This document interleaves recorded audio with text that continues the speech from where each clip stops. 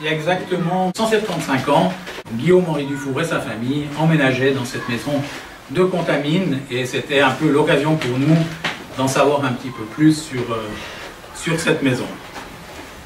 Ah, mais qui voilà? Monsieur Dufour, Annette, mais quelle surprise!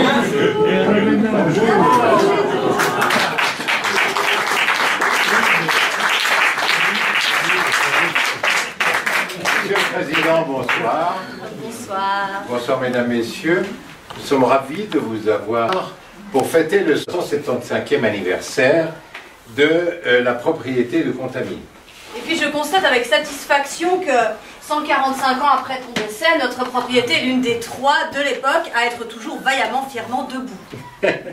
Alors nous remercions, cela se doit, la ville de Genève, bien sûr, propriétaire des biens immobiliers, les espaces verts. Oui, et puis merci à la Fondation de prendre si bien soin de notre propriété et de lui insuffler une telle vitalité. Merci, Monsieur le Président. Alors, je vous laisse la parole, je crois. Non, j'aimerais d'abord en profiter pour tordre le cou à quelque chose qui m'exaspère. Mon nom s'écrit Guillaume-Henri sans trait d'union. Il n'y a pas de trait d'union. Pour vous le prouver, mon acte de naissance. Cette erreur a été faite par le pasteur qui m'a baptisé. Lui aussi, il avait même omis Guillaume. Il avait appelé seulement Henri. C'est cela, Monsieur le Président? Absolument. Voilà. Donc, s'il vous plaît, dites aux archives de Genève et à tout le monde d'enlever ce trait d'union. Je vous remercie. Mais dites donc, Annette, tu as vu cette maquette, cette réplique de la maison merveilleuse? Ah, c'est magnifique. Au 125e. Mais qui a fait cela? Au 25e. Au 25e. Alors, qui a fait cela? Qui a fait cela? Il n'est pas là? Luciano, Luciano.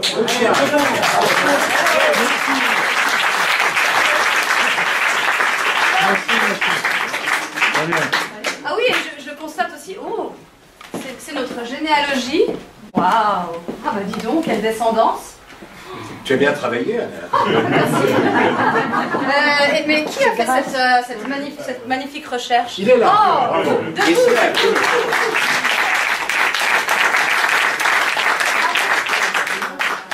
Bien, à vous, Monsieur le Président. Merci. Merci d'être là. Bien, en 1985, j'y reviendrai en fin de présentation, il était question, pour la 2e fois en 20 ans, de l'avenir de cette maison. À cet effet, la ville de Genève a diligenté un rapport historique qui a été fait en 1985 par Bernhard Zumthor, et c'est sur la base de cette présentation qu'il y a quelques années, j'avais fait une vidéo sur l'histoire du quartier, de la maison du Four et de ses occupants, jusqu'à 1991, date à laquelle la maison avait été reprise par la Fondation. Suite à la première vidéo, on avait eu l'idée de faire une deuxième qui aurait pris la période de 1991 jusqu'à maintenant. Et l'idée était de donner la parole à René Tonnet, qui était le président de la Fondation, qui a été dans le premier conseil de Fondation, qui a été le premier intendant de la maison, qui a été le premier locataire du 2e étage. C'est lui qui a fait d'ailleurs les travaux de modernisation du 2e, qui avait été le 2e président de cette fondation et qui connaissait tous les recoins et anecdotes de cette maison. Hélas, en été 2017, il nous est parti et on n'a pas pu mener à bien cet épisode, et c'est bien dommage parce que c'est tout un pan d'histoire qui va être difficile de combler.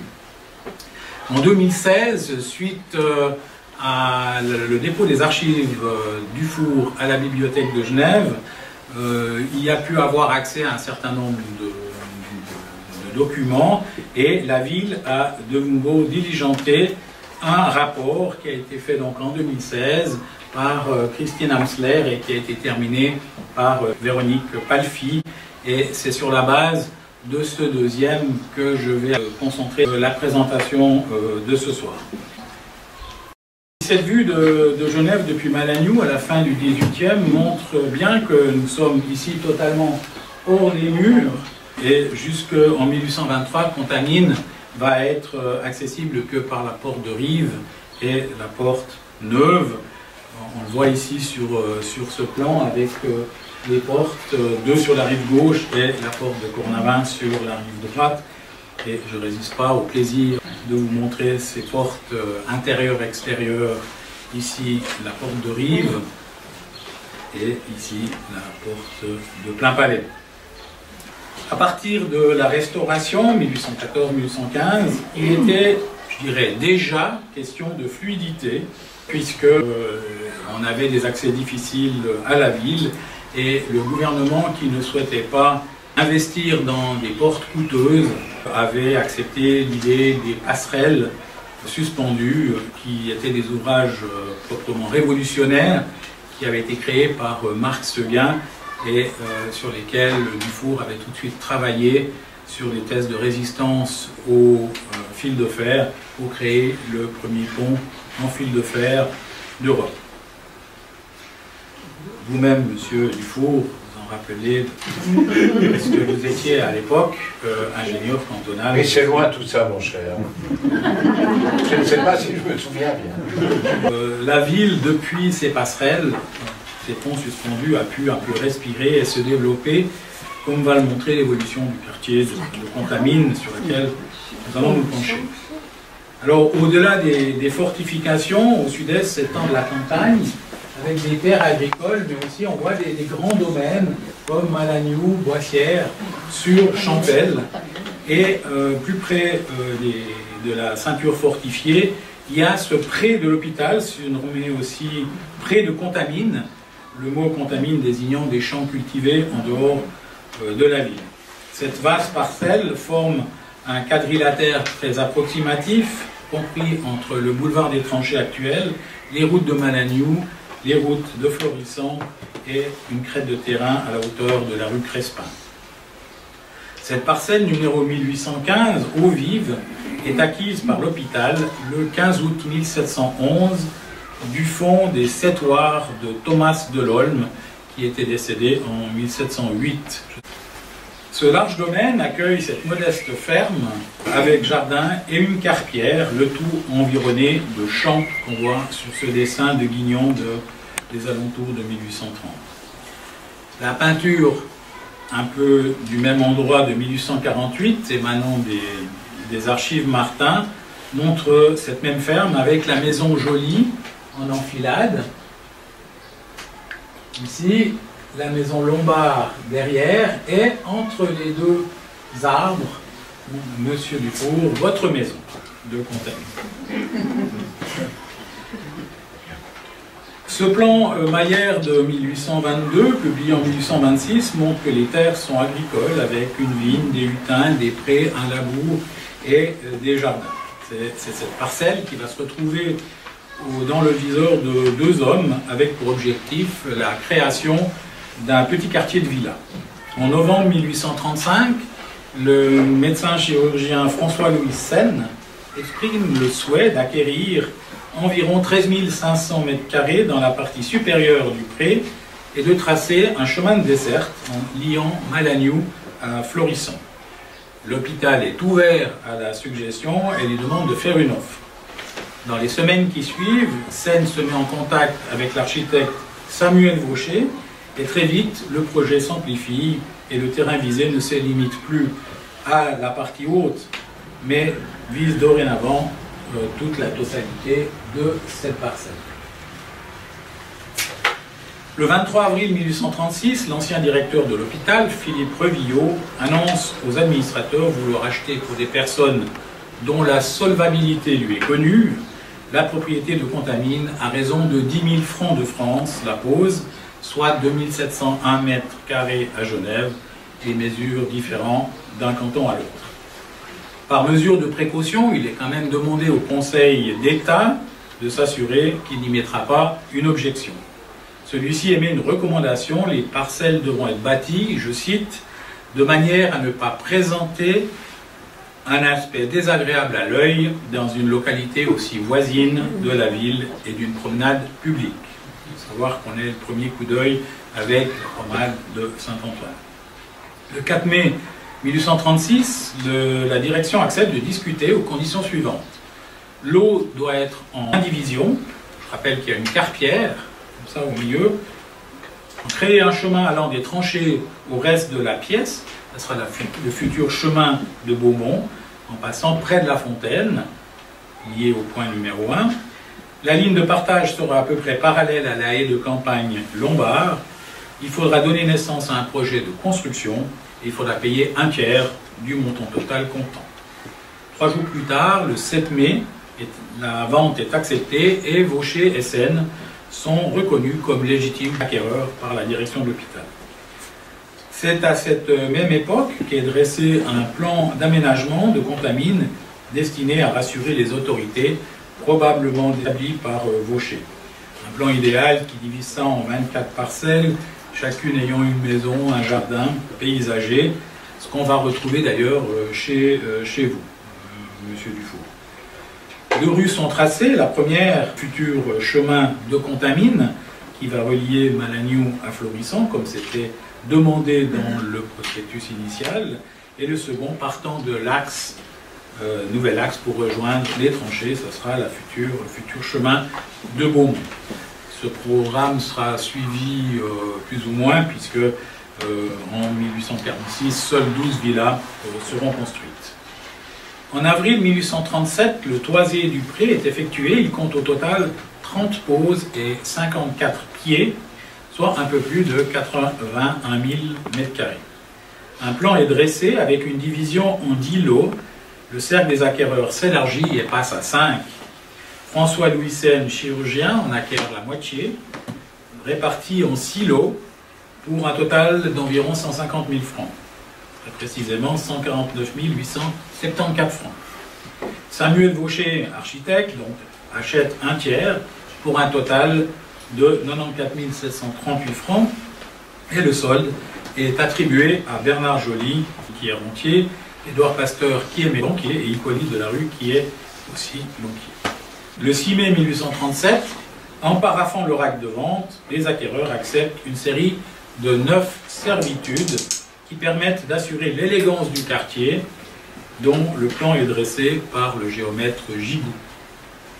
La première de ces servitudes protège le côté résidentiel du quartier, en prohibant clairement les ateliers, abattoirs, maisons de santé d'aliénés, cafés, auberges, les cercles de société, dépôts et chantiers. La deuxième fixe la hauteur des maisons sur le futur chemin de Beaumont. La troisième, la distance des habitations à la rue de Contamine.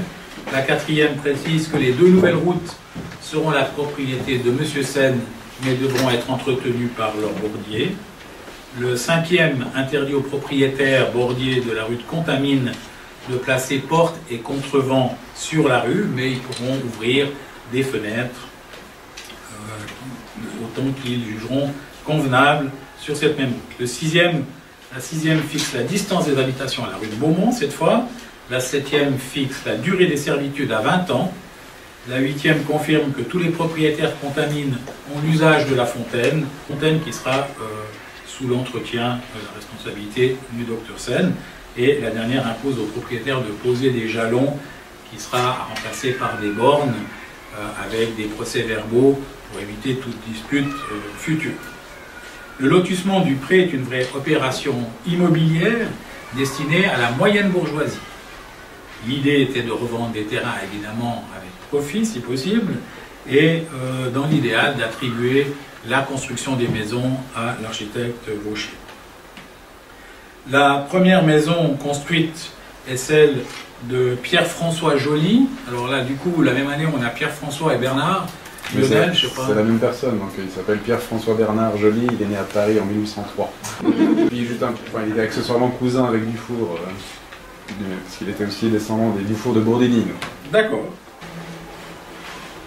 Donc ça fait partie des premiers bâtiments précoces qu'on voit sur ce plan, et on y voit en retrait une maison élevée sur le terrain de Vaucher, mais signalée en 1846 comme acquise par Éloi Lombard en 1845. Donc là, pas très clair.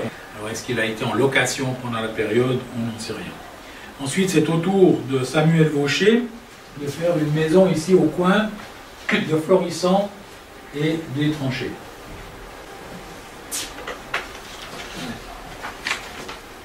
En 1843, Vaucher opère plusieurs ventes. Le 13 septembre, à vous, Monsieur Dufour. En décembre, à Frédéric Chevrier. Toujours en décembre, à Bénédicte Mussard. Cette maison existe toujours. Et la même année, Vaucher va aliéner l'une de ses parcelles à son beau-frère Ami Crémieux.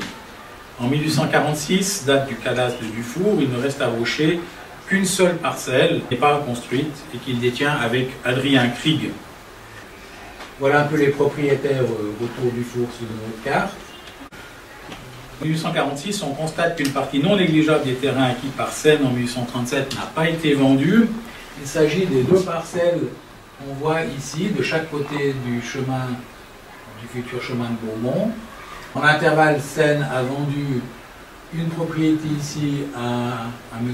Odéou et ici à un architecte qui s'appelle Louis Brochet, qui va lui la diviser en deux et construire une autre maison pour Élie Filiol.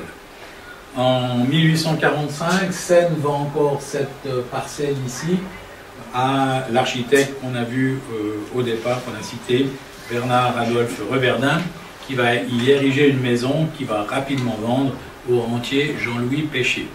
On voit qu'on a tous les noms du quartier un petit peu, puisque la rue Péché n'est pas loin. Cette opération de Contamine n'est pas isolée. Tout autour de la ville émergent de nouveaux lotissements, exclusivement des petites villas, issues d'un morcellement d'anciens domaines. Cela est rendu possible par le décloisonnement de la ville, partiel en tout cas, opéré grâce à vos passerelles, M. Dufour, mais aussi grâce à l'abandon de la fermeture des portes à la tombée de la nuit. Jusqu'alors, l'occupation des maisons hors des murs était rythmée par la haute bourgeoisie, c'est-à-dire un domaine en campagne avec maison de maître que l'on habite pendant la belle saison et un appartement en ville où on passe l'hiver. À la Restauration, les choses changent. Les gens préfèrent s'établir à l'année dans une petite maison avec jardin d'agrément, en dehors des murs, mais si possible, le plus près possible de la ville.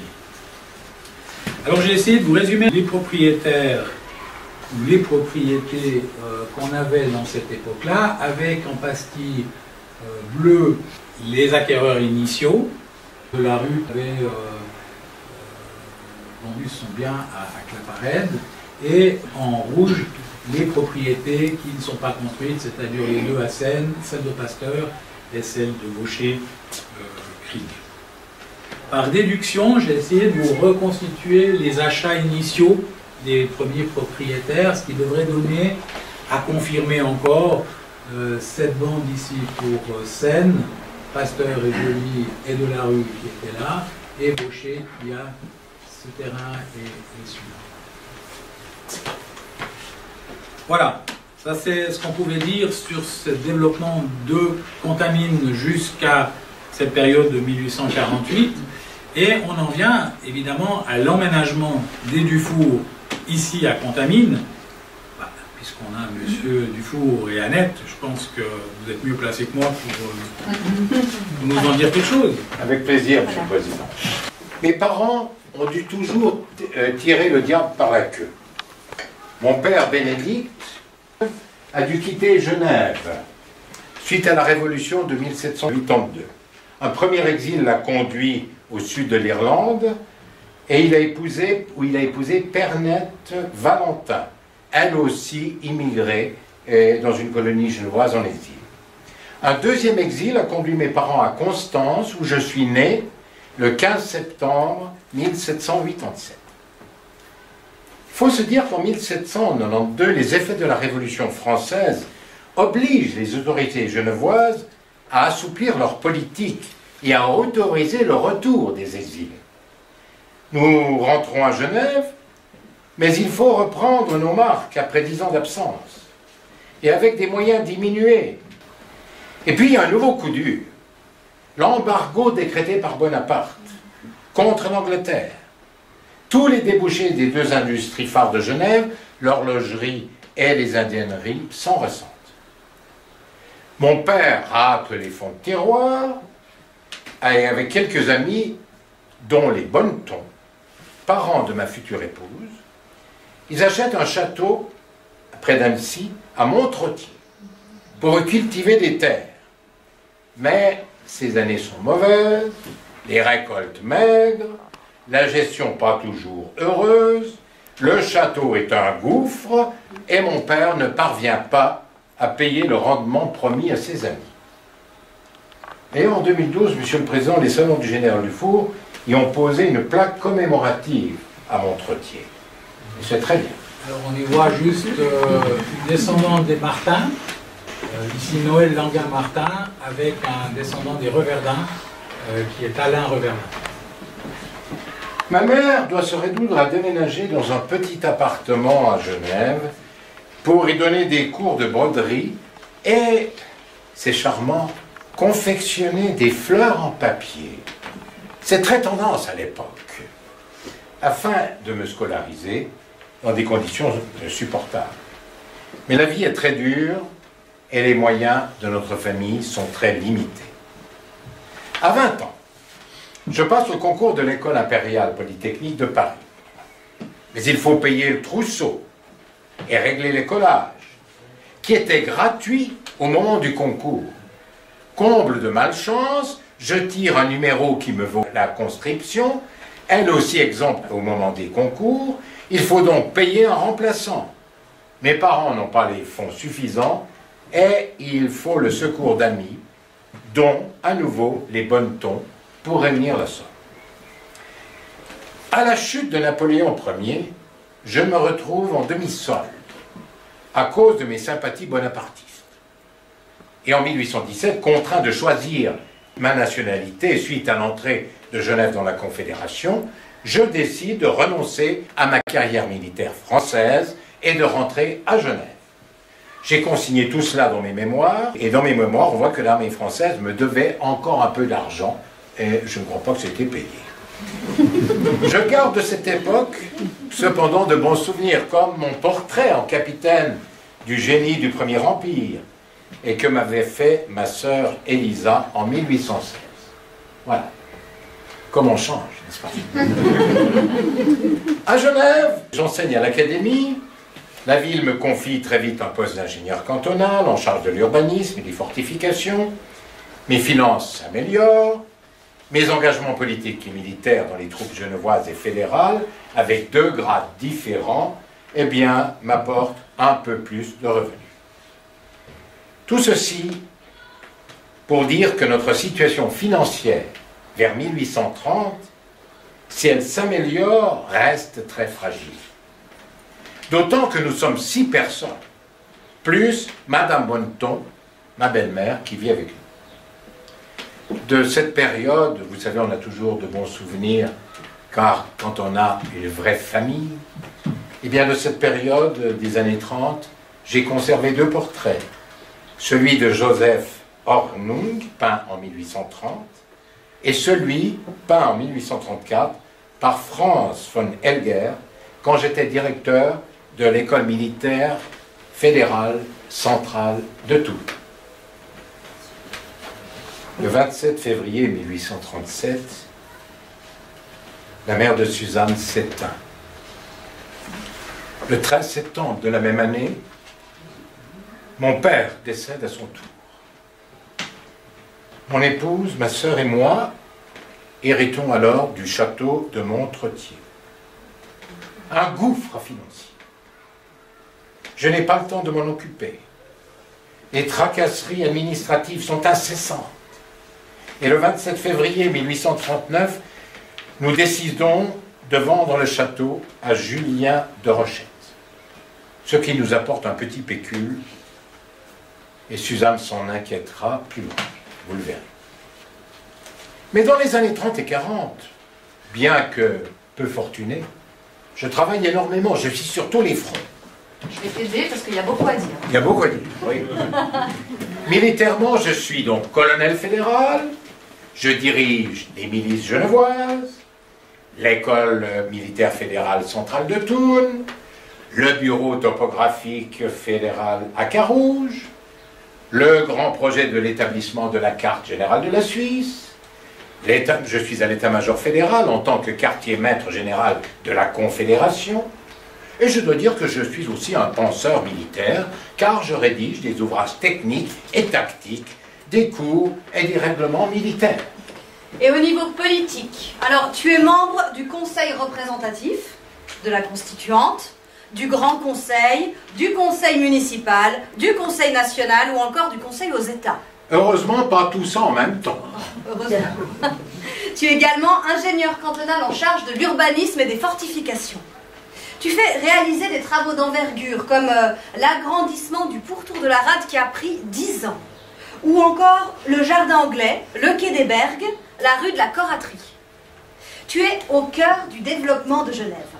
Tu contrôles le levé de la carte du canton publiée en 1838 et tu établis le cadastre genevois de 1845 à 1856. On pourrait penser que c'est de la boulimie, mais non, c'est de la pensée. Oui, je suis un professeur éclairé, un ingénieur curieux, insatiable. Je publie des notices ou des ouvrages scientifiques.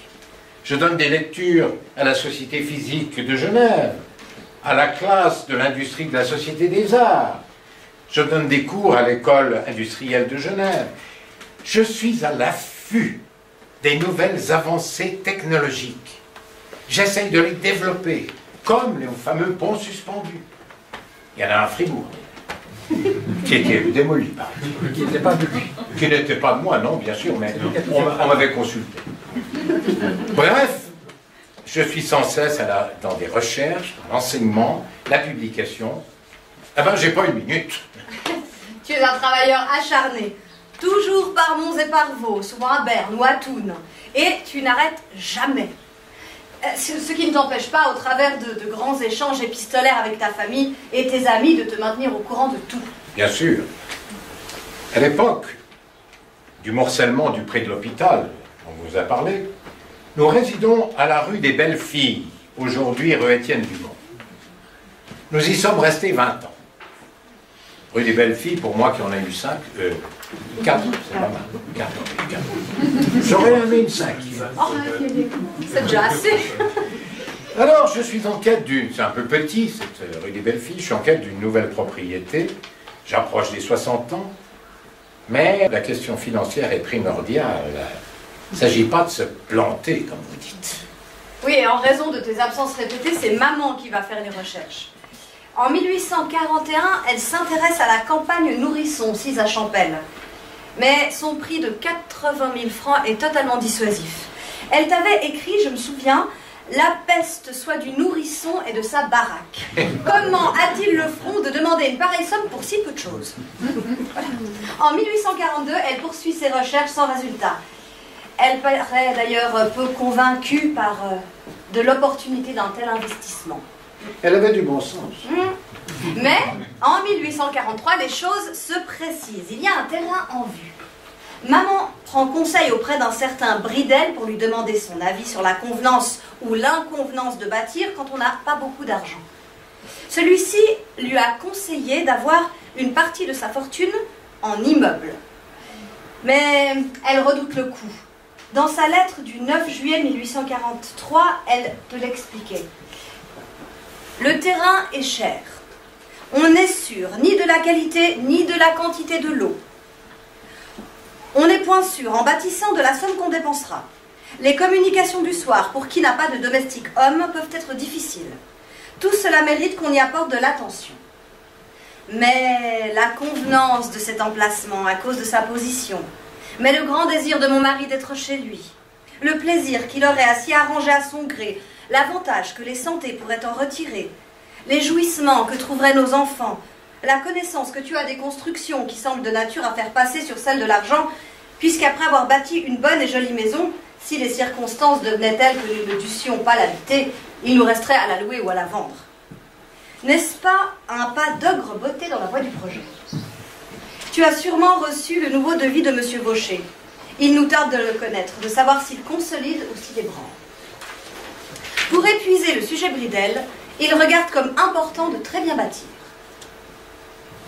Bien que le lieu ne soit pas nommé, il s'agit bel et bien d'un terrain à Contamine. La lettre suivante de maman du 14 juillet 1843 m'a fait comprendre l'intérêt que tu portes à cette acquisition. Elle t'écrit « Tu me répètes dans ta dernière lettre ce qui m'avait déjà paru étrange dans la précédente, pourvu que M. Vaucher ne trouve pas dans l'intervalle à contacter quelqu'un d'autre. Penses-tu réellement que M. Vaucher disposerait de cet emplacement sans t'en prévenir auparavant? Je ne puis le croire. Toutefois, écris-lui bien vite pour lui demander qu'il veuille bien faire ainsi. Je ne crois pas la chance grande. Voilà 7 ans qu'il la contamine et il n'a qu'une maison de vendue. Mais il ne faut pas la courir, surtout au moment où nous paraissons tout près d'une décision.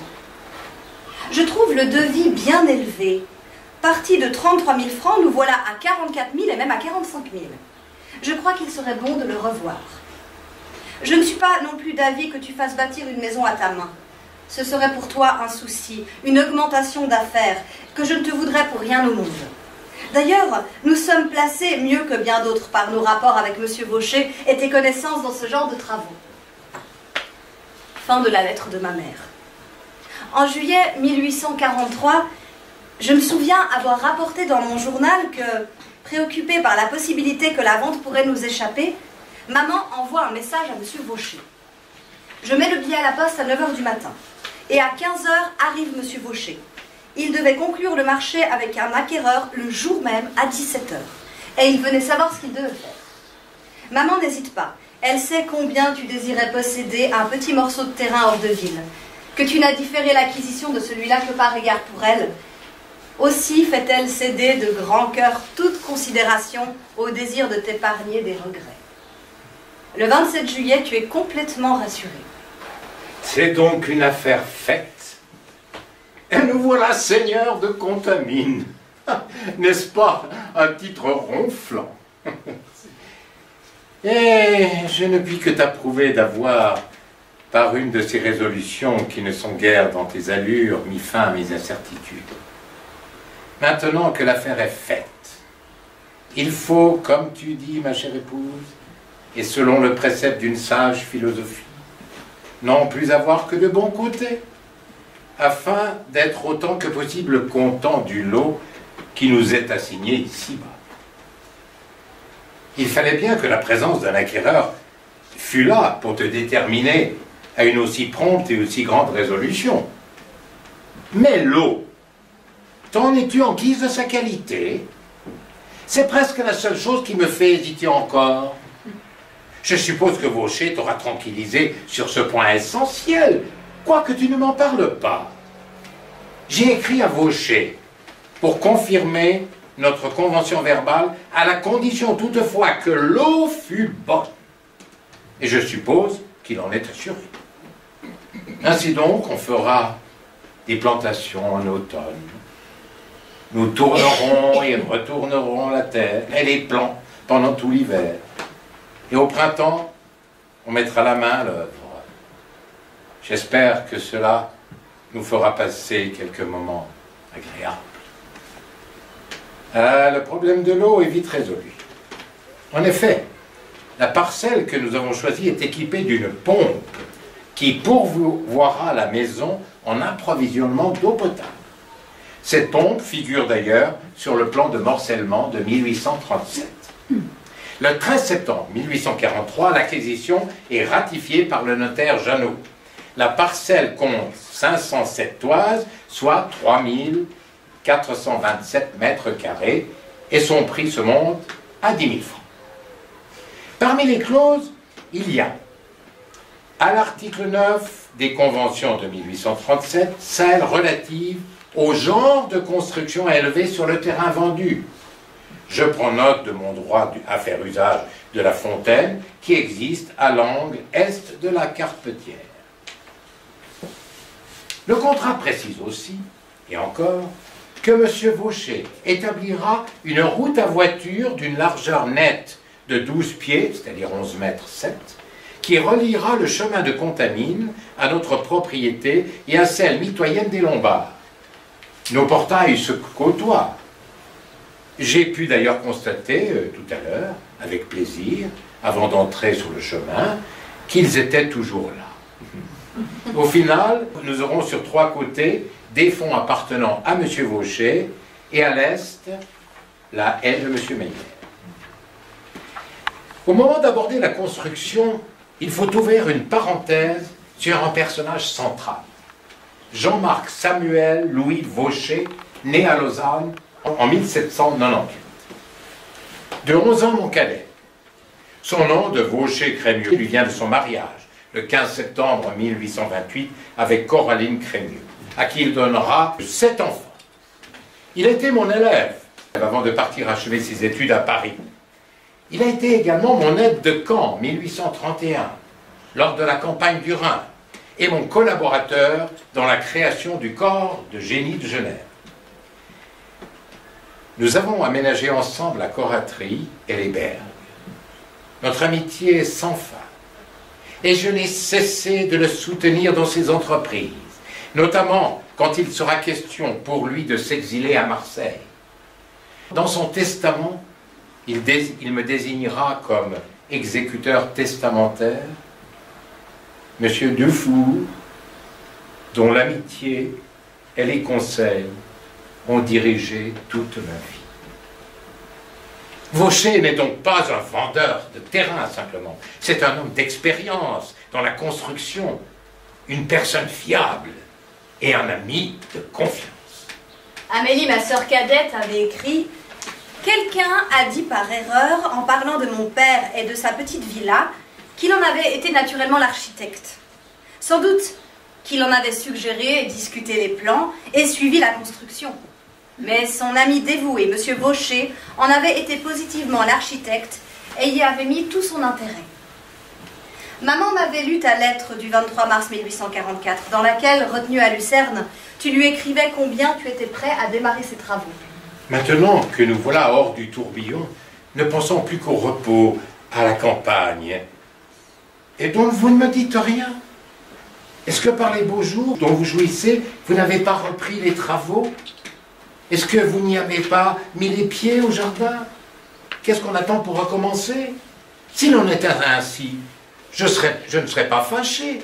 J'aime suivre de près les ouvriers pour éviter autant que possible ce qu'on appelle les brioches, c'est-à-dire les fautes de construction. Pourquoi dit-on les brioches? Ben, je n'en sais rien. Alors, j'avais griffonné sur un papier comment je voyais très précisément la maison. Sur ce premier plan signé de 1843, j'ai tracé à l'encre maison, limites et canalisation, et j'ai dessiné au crayon gris les aménagements du jardin. Le chantier débute au printemps 1844. Il va se poursuivre tout au long de l'année et ne s'achèvera qu'en juin 1845, au moment où nous nous y installons, il y a tout juste 175 ans. Elle n'a pas fière allure. Ah oui. Notre maison est d'une grande simplicité et s'inscrit parfaitement dans l'esthétique néoclassique des premières décennies du XIXe siècle. Comme plusieurs des villas qui surgissent à Contamine, elle est construite avec un étage au rez, de 2 travées sur 3, avec une toiture à croupe de faible pente, 2 triangles sur le côté, c'est indiqué là, et sur cette réplique, et 2 trapèzes sur les faces avant et arrière, un portique de construction légère côté jardin, et j'y ai toutefois ajouté un avant-corps maçonné qui offre 2 pièces supplémentaires au rez, ce qui totalise environ 150 mètres carrés contre 100 au premier étage. Ah, je me souviens de cette photo qu'avait prise Émile Pricom en 1864, à la demande du roi de Prusse. On me reconnaît, je pense, devant la maison. En reconnaissance de la signature du 22 août 1864 de la première convention de Genève, j'eus la surprise de recevoir de la couronne de Prusse une magnifique urne en porcelaine. Sur l'un des côtés, la photo de Guillaume Ier et de son épouse, Augusta de Saxe-Weimar-Eisenach. De l'autre, moi devant la maison. Ah, j'ai traité l'avant-corps avec un soin tout particulier. L'entrée dans l'axe est constituée de 2 pilastres supportant un entablement couronné d'un fronton triangulaire. L'embrasure profonde forme un porche. Les 2 fenêtres qui flanquent l'entrée sont légèrement cintrées et d'une largeur particulière de 144 cm, avec un encadrement harpé. Cette illusion a fonctionné. J'ai pu le constater sur votre maquette, monsieur Barbieri. Bravo, Barbieri. On peut l'applaudir, c'est très beau ça.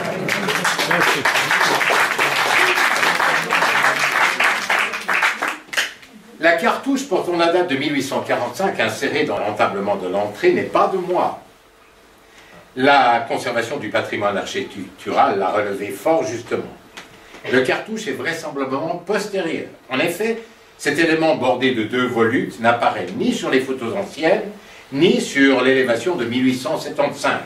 De plus, la date gravée dans un marbre rose présente une graphie s'inspirant de caractères manuscrits, pas vraiment de l'esthétique néoclassique. L'axe de la façade arrière est souligné par un portique surmonté d'un balcon attenant à la pièce centrale du premier étage. Aujourd'hui, ce balcon est situé à droite de la maison. À l'intérieur de la maison, l'escalier de forme hémicirculaire est précédé d'un hall qui distribue les différents espaces de la maison. Les pièces communes se situent au rez-de-chaussée alors que les chambres à coucher sont au premier étage. Erratum, contrairement à ce que vous aviez annoncé précédemment, cher Président, l'imposant escalier central d'aujourd'hui, en carré, est postérieur à mon époque. Par contre, je confirme que c'est bien ma bibliothèque. Elle est où ma bibliothèque? Là, voilà. Ça, c'est bien ma bibliothèque. Frédéric Boissonnat a daté sa photo de l'année de mon décès. L'eau, on l'a vu, constitue à notre époque un enjeu majeur. Ces 2 dessins de la pompe à eau révèlent à la fois ton côté ingénieur, avec le détail du mécanisme, et ton côté artistique, avec cette représentation de la fontaine.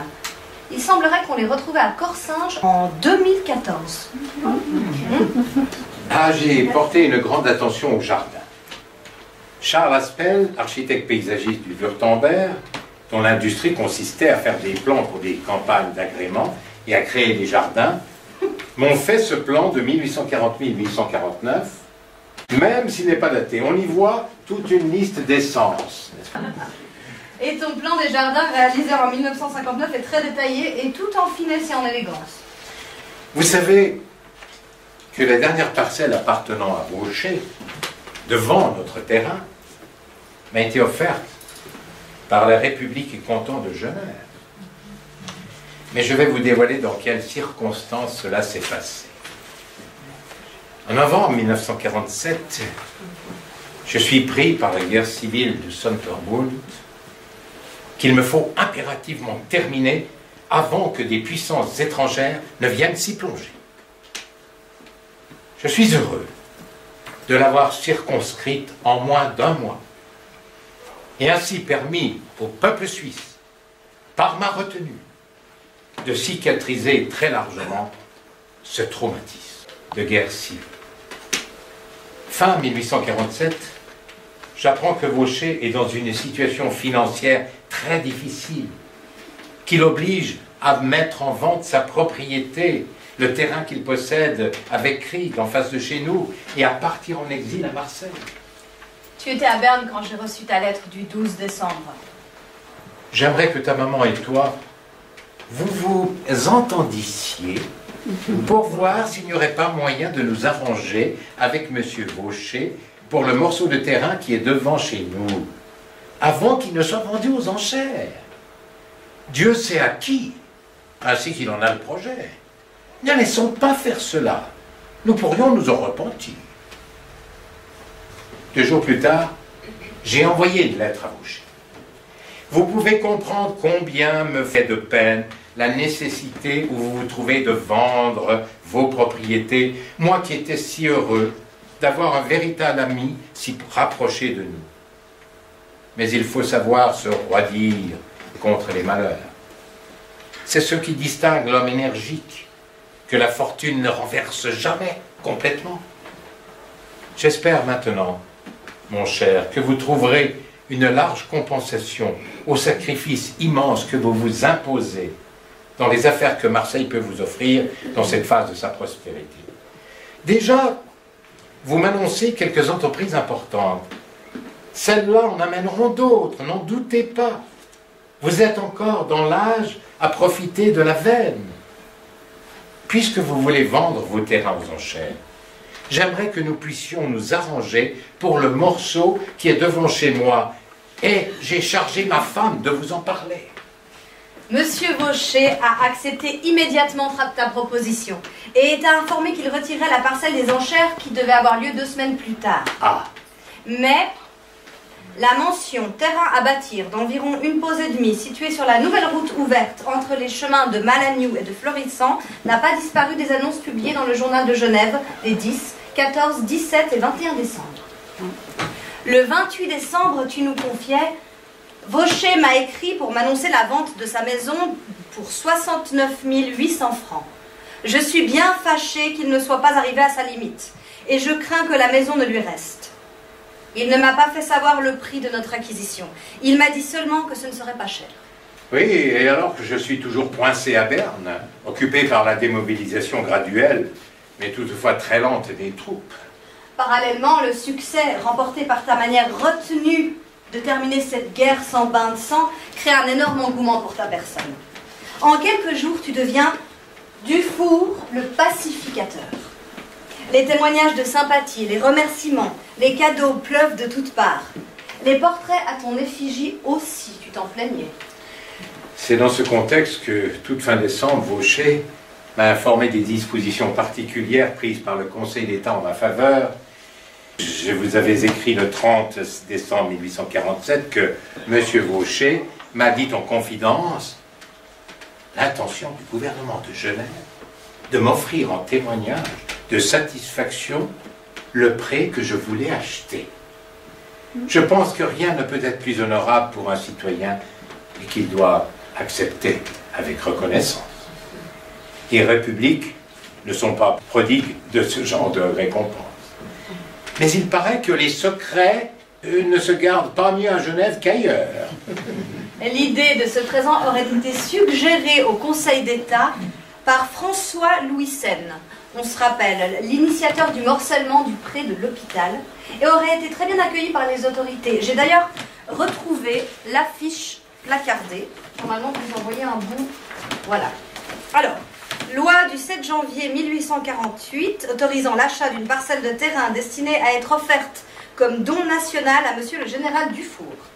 Le Conseil d'État de la République et canton de Genève, sur la proposition du Conseil d'État, décrète ce qui suit. Article 1. Le Conseil d'État est autorisé à acquérir de M. Vaucher-Crémieux une parcelle de terrain de l'étendue superficielle d'environ 1 pause et demie, située devant la propriété de M. le général Dufour, au lieu dit Les Contamines, commune des Eaux Vives, pour la dite parcelle de terrain à être offerte à M. le général à titre de don national, destiné à perpétuer le souvenir de l'heureuse issue de son commandement dans les derniers événements de la Suisse et comme un témoignage de satisfaction pour les services qu'il a rendus. Article 2. La somme nécessaire pour faire l'acquisition dont il s'agit sera prise sur le crédit qui a été ouvert au Conseil d'État par la loi du 25 octobre 1847 pour des dépenses militaires extraordinaires, lesquelles n'ont pas atteint le chiffre déterminé par cette loi. Article 3. L'acte authentique de la susdite vente sera exempt des droits d'enregistrement, de transcription et de mutation. Heureux moment.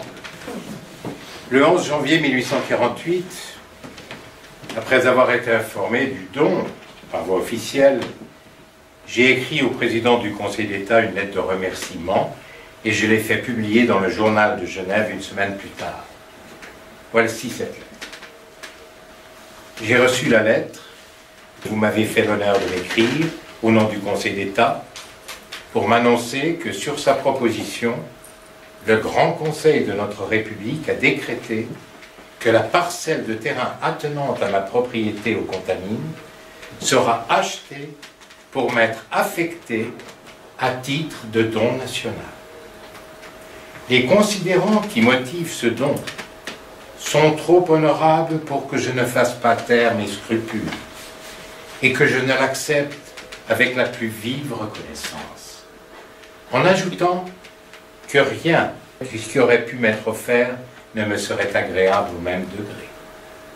Je remercie donc le Conseil d'État et le Grand Conseil, je remercie la nation genevoise de ce que, en une circonstance qui, nous devons l'espérer, ne se représentera jamais. Ils ont voulu faire pour un de leurs concitoyens qui n'a pas d'autre mérite que d'accomplir ses devoirs que sa position lui imposait et qui regrette de ne pouvoir, sur la fin de sa carrière, offrir en retour à la République seulement le dévouement de quelques années de sa vie. Agréez, Monsieur le Président et Messieurs les conseillers, l'assurance de ma considération la plus distinguée de votre très obéissant serviteur, Guillaume-Henri Dufour. J'ai pu retrouver 2 extraits de cadastre de cette période avec la propriété au moment de notre entrée à Contamine en 1845. La maison Mussard n'apparaît pas encore. Et après l'agrandissement de 1848 qui montre en 1859 l'évolution du quartier côté florissant. J'ai vu dans l'angle sud ma méridienne qui porte l'inscription Guillaume-Henri Dufour Fetchit. Elle est toujours là. Il paraît qu'elle aurait été restaurée en 2015, c'est ça? Par René Béguin, à l'initiative des salons du général Dufour. Le bulletin du 12 décembre 1851 de la classe d'industrie de la Société des Arts avait mentionné « Monsieur le général Dufour parle d'un cadran solaire indiquant le temps moyen qu'il s'occupe de tracer contre le mur de sa propriété. Il avait publié en 1854, dans ce même bulletin, un mémoire sur la gnomonique. » Au final, je m'aperçois que toutes mes absences hors de Genève, eh bien, à ce moment-là, je n'ai pas goûté pleinement le charme de Contamine, qui souvent me manquait. Ce n'est qu'en 1867, au décès de ta maman, qu'à l'âge de 80 ans, j'ai finalement mis un terme à 50 ans de vie politique, à 50 ans de vie militaire, et 2 ans auparavant, j'avais achevé avec soulagement le travail sur la carte de la Suisse pour un 100 millième qui m'avait pris 33 ans. Je m'aperçois qu'il ne subsiste que peu de photos de nous. Heureusement, il y a ces clichés du photographe Noblet, pris quelques jours avant ta mort, le 15 juin 1875. J'aime bien cette première photo, où l'on sent notre bonheur d'être tous ensemble dans le jardin. Et heureusement, il reste cette photo de famille. Alors, je vais vous dire, tout à gauche, vous avez Suzanne et Emma, mes filles, Elisabeth, ma sœur, la petite cousine Peggy Fazi, voilà, ma fille Sabine, moi, ma sœur cadette Amélie, avec devant elle la fille d'Elisabeth, Henriette, et puis mon mari Henri Lardy, debout derrière toi, papa, et enfin Adrien Krieg, le mari d'Elisabeth, assis à côté de tante Elisa, ta sœur. Je réalise en revoyant cette photo combien nous sommes affectés par l'absence de ma sœur Louise Françoise, qui nous a été enlevée exactement 7 mois plus tôt, le 15 novembre. Et puis, il y a tes obsèques, grandioses. Un raz de marée qui a déferlé sur plein palais et t'a accompagné jusqu'au cimetière des Rois où tu as été enterré. À ton décès, avec Henri, nos filles et Amélie, nous avons repris la maison. Nous avons confié à l'architecte Émile Reverdin le mandat de combler le premier étage en rajoutant 2 chambres sur le devant. Dans l'une d'elles, il y a encore aujourd'hui une cheminée gravée Henri Lardy 1876. La fenêtre centrale avant du premier étage répliquait le même axe coré, de l'avant jusque sur la terrasse. Nous avons refait la façade avant et rajusté la toiture. À part cela, nous n'avons pas fait d'autres grands changements. Nous avons gardé quelques photos du salon. La loge pour le jardinier. Et moi, je suis maintenant curieuse d'apprendre ce qu'il est advenu de ma famille, de cette maison, après mon décès, le 9 février 1891. Et moi donc.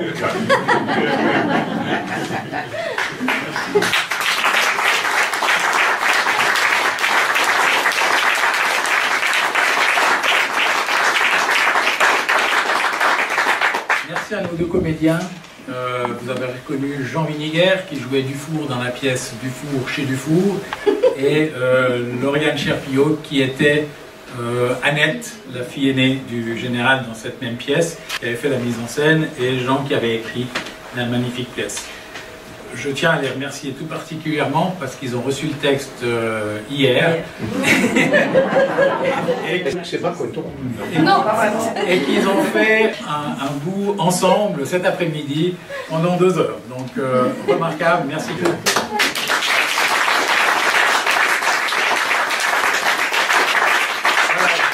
Je vais passer maintenant à la dernière partie qui va essayer de vous parler rapidement de cette maison du four et de ses occupants depuis 1991. Eh bien, peu après ton décès, Annette, Henri a regagné ses terres d'Auvergne, donc canton de Châtel. Il a laissé Contamine en Ouarille entre tes 2 filles, Suzanne et Sabine, jusqu'à son décès en octobre 1899. Sabine, on sait qu'elle était encore à Collonges en 1992, puisqu'on a cette carte écrite par ses 3 premières filles pour notre chère maman, de la part de ses 3 petites filles, Collonges, 7 août 1892. Par contre, en 1899, on voit toute la famille, ici à Contamine, avec Sabine derrière, Gabriel est là, la deuxième c'est Cécile et la troisième c'est Anne, avec une 4e qui est née ici, c'est Marguerite, et Jacques qui naîtra en 1901. Suzanne n'a pas eu d'enfant, malgré ses 2 mariages. En 1990, elle signe un acte de partage en faveur de Sabine qui devient l'unique propriétaire. Son mari, Ernest Boutillier de Beaumont, ingénieur, va entreprendre de très grands travaux de rénovation qui vont modifier l'apparence de la maison pour lui donner ce côté beaux-arts cossu qu'elle a encore aujourd'hui, avec une toiture à la mansarde couverte d'ardoises. Alors on voit ici sur ce plan qu'il y a eu un déplacement de la terrasse qui est devenue de côté avec un beau window. Et vous avez évidemment la chambre des parents qui s'est déplacée sur la droite avec l'adjonction de cette aile droite où on a maintenant la cuisine et de cette véranda où je me trouve actuellement. Avec ici un endroit où on a retrouvé votre pont, monsieur. Voilà la maison comme elle était à l'époque des Boutilliers de Beaumont, des 2 côtés, avec le petit bassin qui est devant.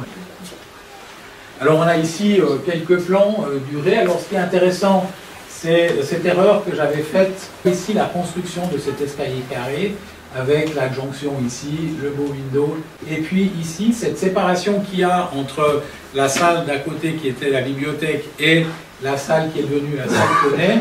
Elle n'était pas dans les premiers plans de l'Hardy, mais elle n'est pas non plus dans ce plan de Reverdin, donc ça veut dire qu'elle a été faite dans l'intérieur. Donc c'est Émile Reverdin, le même, qui avait fait vos transformations, à qui va s'adresser Boutillier de Beaumont. L'intérieur va également subir d'importantes transformations avec des modernisations des installations, de l'électricité, un chauffage central à charbon, d'une salle de bain au premier étage. Donc l'escalier, on a vu, qui est éclairé par une verrière à double puits de lumière qui a remplacé ce modeste escalier hémicirculaire. Intéressant, c'est cet escalier qui part au 2e. On se demandait où il était avant qu'on construise l'escalier extérieur. Ça, c'est le 2e étage avec l'arrivée de l'escalier. Ce lumière, l'autre étant au-dessus. L'arrivée d'un petit escalier privé qui va être transformé après. Et des endroits qui est intéressant parce qu'on voit qu'on avait les pièces d'étendage notamment et de repassage ici. On a même retrouvé les plans du sous-sol, la charbonnière dont on a mis une ferrure pour combler l'ouverture dans les travaux de l'année passée, qui est sous la cuisine. Dans ce qui est aujourd'hui le caveau, on avait le bûcher, avec dans le local des salons du four le fruitier, et puis dans les nouvelles toilettes, c'était la buanderie avec un espace derrière. Le décor va aussi complètement être revu. On voit quand même un style qui est beaucoup plus allégé. Le salon avec la véranda où je me trouve et la salle à manger qui n'a pas changé qu'on retrouve exactement comme maintenant, donc on est assez fiers d'avoir retrouvé cet aspect-là, parce qu'entre deux, il y a pas mal de choses qui se sont passées. Et là, il y a l'adjonction de deux cheminées dans la salle Tonnet et dans la salle Filletta. Sabine a eu 5 enfants. Tu connais les deux premiers, c'était Gabriel qui va épouser le professeur de philosophie Henri Reverdin en 1912, et puis Cécile qui va épouser Victor Martin, professeur de grec en 1911. Et il y a encore 3 autres enfants que tu n'as pas vu naître, c'était Anne, on a vu tout à l'heure dans La Poussette, qui épousera Paul Aubert, architecte en 1915, Marguerite qui ne se mariera pas, et Jacques qui deviendra docteur des sciences et qui épousera René Mallet en 1928, qui n'a pas d'enfant. Ernest Boutier de Beaumont, le mari de Sabine, est décédé le 6 juin 1909, et la veuve Sabine va rester dans la maison une dizaine d'années, et elle ira ensuite, avec sa bibliothèque, s'installer au rue des Granges. La maison, après, elle sera louée pendant la période où elle est à la rue des Granges, pendant peut-être 20-25 ans, à l'extérieur, on ne sait pas vraiment, on ne sait pas qui, ni quoi, mais on sait qu'en 1848, elle la donne en location à son petit-fils, Ernest Martin, le fils de Victor, qui vient l'habiter. Il est architecte, il va également procéder à quelques travaux, mais sans toucher l'enveloppe. Il va notamment créer l'escalier qui est au vestiaire maintenant, et qui va monter jusqu'au 2e étage, et il a donc sacrifié cette pièce et celle-là qu'il a réduite, changeant ainsi la structure du palier, avec une chambre qui vient là, un petit couloir. Quelques images familiales aussi, donc on a ici Cécile Boutier de Beaumont qui a épousé Victor Martin qui est là, Cécile est là avec leur belle-fille Anne-Micheli et 3 de leurs 4 enfants. On a ici Philippe, on a ici Claire, la petite, et Noël qui est par là. On les voit quelques temps plus tard à la naissance de la 4e, qui s'appelle Isabelle. Donc on a ici Philippe, Isabelle, Claire et Noël. De nouveau, ça va changer l'ameublement. C'est intéressant de voir l'évolution de l'intérieur des maisons, avec les styles. C'est beaucoup plus léger. Et là, ce qui est intéressant, c'est que cette enfilade sur la salle à manger va complètement changer parce qu'on va boucher la fenêtre du fond pour en mettre une tenture qui est là-bas. Et là, on va repeindre totalement cette pièce en blanc. Voilà, là on a le blanc et puis on a le décapage qui a été fait par les sous-officiers. Encore une petite photo ici où on a un petit portrait de Claire et de Noël au mur. Alors, pour ce qui est de l'évolution du quartier, on ne va pas épiloguer parce qu'on a déjà une longue soirée et je propose que toute cette période-là soit faite par quelqu'un que j'aurais voulu avoir ce soir, qui est Véronique Palfi et Bernard Tintor, mais je ne désespère pas de les avoir parce que ces deux rapports-là nous donneront beaucoup d'éclaircissements. Pour ce qui est du quartier, on peut simplement dire que les villas vont gentiment disparaître petit à petit et faire place au début du siècle à des immeubles de rendement, et qu'à partir de 1947, donc la période où les Martins emménagent à Contamine, on entre dans l'ère des plans d'aménagement de la zone Florissant, Malagnou, Contamine, Krieg. Et voilà ce plan d'aménagement où on retrouve la maison ici, avec ce quartier d'intérêt public qui a fait frémir, y compris la brave Sabine, toujours vaillante, qui fait opposition. Le plan dévalorise sa parcelle sur laquelle il n'y aura plus la possibilité de construire. Elle écrit qu'il portait une atteinte inacceptable à son droit de propriété et constituerait, s'il venait à être adopté, une sorte d'expropriation déguisée. Sabine va décéder le 23 mars 1950 et c'est sa fille Cécile Martin qui hérite du fonds, donc épouse de Ernest Martin. En août de la même année, Ernest Martin entre en négociation avec les autorités pour leur demander, au nom de Loiry, suite à un partage de famille, l'autorisation de diviser la parcelle en deux, l'une en bordure de la route de Contamine étant destinée à la construction d'immeubles, la partie qui est en bleu qui va être rachetée par la ville en 1951 les Martin restants avec la partie restante du domaine. En 1951, la propriété soit largement réduite donc, de cette partie-là. On retrouve le grand immeuble. On a en 1957 une nouvelle réduction qui se profile avec la rue Crespin qui s'est développée et donc il faut l'élargir. On va grignoter encore une bande de terrain pour poser les voitures. On voit la propriété quasiment dans sa forme actuelle. Cécile Martin, toujours propriétaire du fonds, se refuse à voir disparaître les grands arbres qui la préservent des constructions voisines. Le plan entraîne également une série d'expropriations. La première en 1953 concerne la propriété des Lombards, qui est juste en face, et l'année d'après, celle des Ferrières. Et c'est ce plan de développement Lombard-Ferrières qui va donner l'école de Contamine.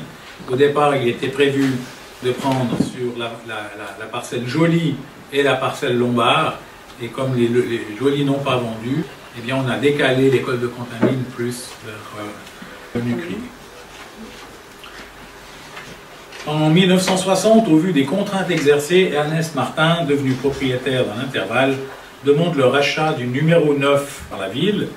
Il en demandera le prix exorbitant de 1 900 000 francs que le municipal acceptera le 17 septembre 1963, sensible à la promotion immobilière. La famille Martin louera la maison encore pendant 2 ans, jusqu'en 1965, et à cette date, le 9A rue de Contamine sera loué au centre social protestant qui établira le foyer espagnol Cervantes. On a encore aujourd'hui, sur la grille qui est complètement rouillée, le F ici, E là, de foyer espagnol. On va encore réfléchir à éventuellement la destruction de la loge du jardinier à l'entrée.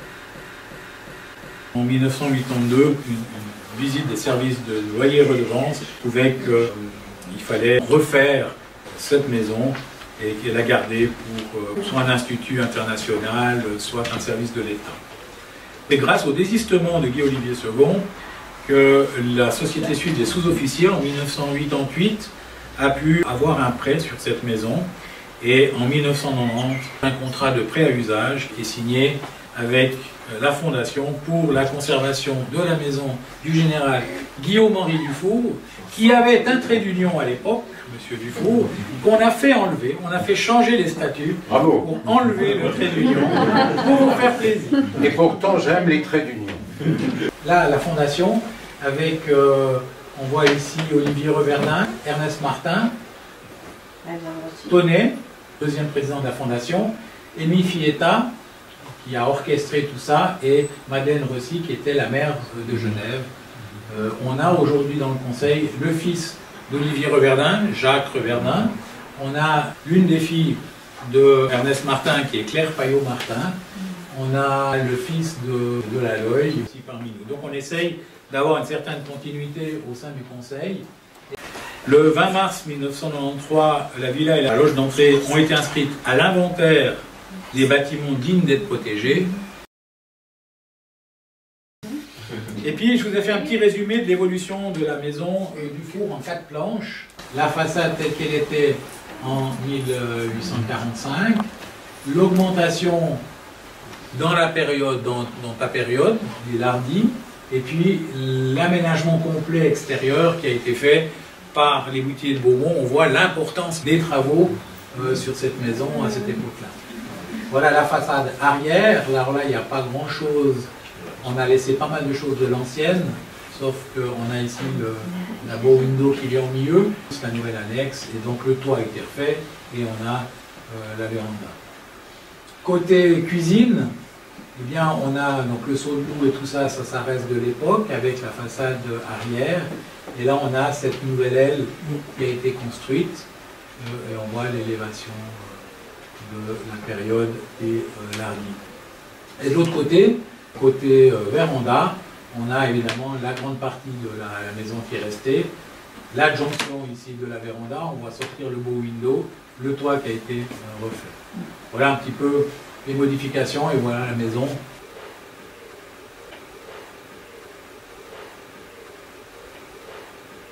En conclusion, J'aimerais juste dire que les choses évoluent, les mentalités aussi. Le bénévolat tel qu'on l'a pratiqué il y a 20 ans est en perdition.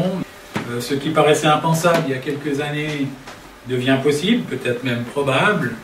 La ville reprend peu à peu les locaux qu'elle a confiés aux associations. Il faut être vigilant, notre contrat de pré-usage se renouvelle de 12 ans en 12 ans. Pourquoi 12 ans? Parce que c'est le maximum qu'un conseiller administratif peut donner. Nous, on aimerait bien que le conseil municipal se prononce pour une affectation beaucoup plus pérenne de la maison avec un droit de superficie qui nous serait accordé, parce que 12 ans, ça nous fait frémir à chaque renouvellement et c'est vraiment insupportable. Et plus on développe cette maison, plus on a une tendance qu'on se dise, bah oui, elle est super cette maison, je mettrais bien un service administratif là-dedans. Donc voilà, vous êtes 33 associations, c'est bien que cette maison vive, on compte sur vous, et par votre présence, vous êtes un petit peu ses défenseurs et ses ambassadeurs. Je vous remercie.